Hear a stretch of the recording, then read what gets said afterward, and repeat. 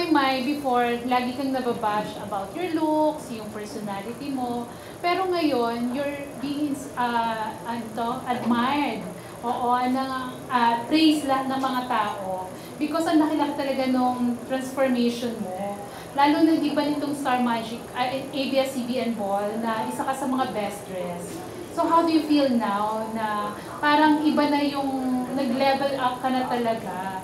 Tsaka saan mo kinukuha yung inspiration na yon for you to level up? Yung level up po baka sa haba ng heels ko.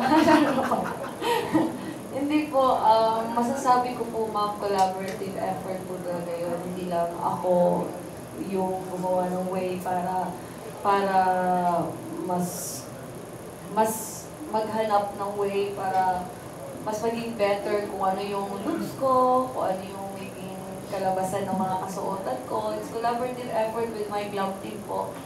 They were my glam team po for like 8 years na din sila.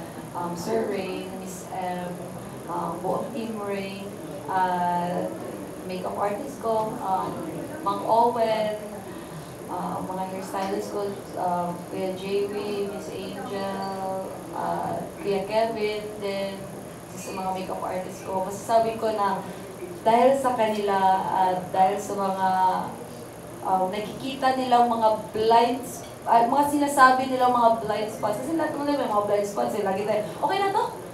Pero iba kasi nakikita ng iba. kaya as much as possible talagang nagiging open-minded din ako kung ano yung sa tingin nila na mas nakakabuti sa akin. Tsaka doon din tayo nag-grow kung talagang tinatanggap din natin kung ano yung sinasabi nila na they thought na nakakabuti sa'yo.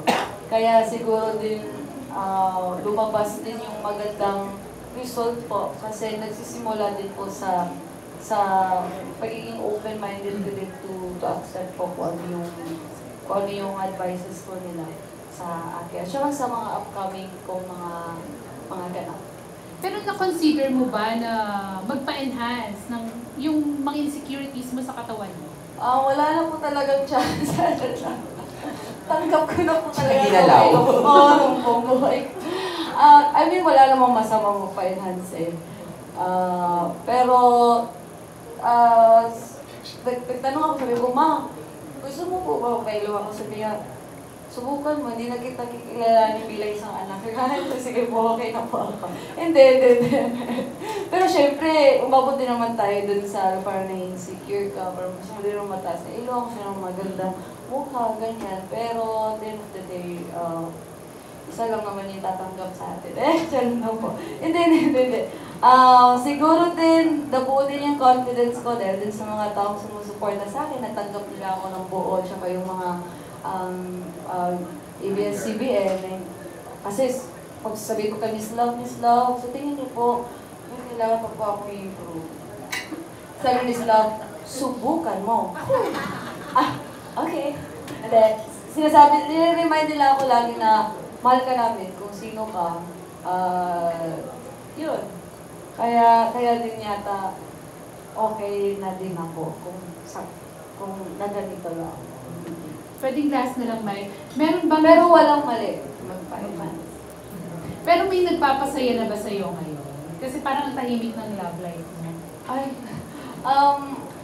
medyo matagal-tagal na din po na natapos po yung last relationship ko po. Like, almost 2 years na din. Ngayon po, dahil sa mga pinagdadaanan ko, mas focus ko sa family, sa friends ko. I mean, hindi naman po nag-close yung doors ko sa parang kung may darating man. God willing po. Tsaka kung may darating man, ikaw po una ang sabihin. Hindi siya. Ay, hindi siya. Siya is love. Yung nanay ko muna. Pero open ka ba sa foreigner? Or gusto mo Pinoy na? Ay, kahit nakakaloka talaga. Hindi dahil yung mga past relationship ko, parang nagkataon kumbaga ba, open naman po ako kahit anong lahi, basta mamahalin na kayo. Pero importante doon humility talaga para sa akin kung paano siya nagtatrato sa ibang tao. Kasi, like, hindi lang din sa mga taong above them, like, equally. Yun yung pinaka-important sa akin po. Thank you, Mai. Maraming